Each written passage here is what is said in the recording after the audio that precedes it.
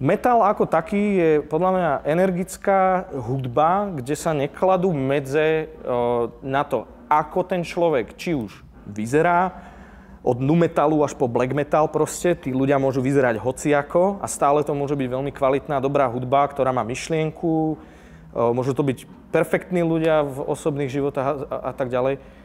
A metal je podľa mňa, a špeciálne teda to, že my aj hráme ten progresívny metal, ja ho mám najradšej, lebo tam v podstate môže človek urobiť úplne hocičo. Tam môžeme napísať jeden soft album, baladický, stále nestratíme svoje meno, môžeme napísať black metal, čo teda neviem písať, tak to ani nerobím. Ale mne sa na metale vždy páčilo a preto som pri ňom aj zostal, že ja môžem naozaj si tam slobodne vytvoriť akoby ten svoj prejav.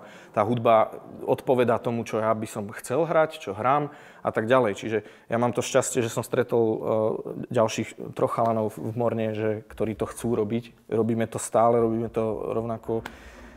Aj keď teda životy sa nám rozliezli po rôznych kútoch sveta, ale stále sme si povedali, že OK, nemá zmysel to nejak púšťať k vode, lebo z času na čas nám to všetkým dobre padne sa stretnúť, urobiť nejakú novú skladbu, zahrať tie koncerty a my sme síce dlho nič nevydali, ale stále sa udržujeme v tom, akoby udržujeme tú víziu, že možno to príde ešte, ten taký, ani nie že náboj, ale tá chuť, keď sa nám možno trošku viac stabilizujú životy, lebo však sme sa stali aj dvaja z nás sú otcovia už.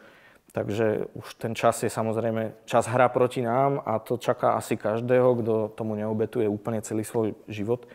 A akože klobúk dole pred tými ľuďmi, ktorí sa dokážu uchytiť v tom metale a obzvlášť klobúk dole na Slovensku pred ľuďmi, ktorí sa dokážu živiť tvorbou metalovej hudby. To je ako podľa mňa, neviem, či to vôbec je reálne, úprimne povedané.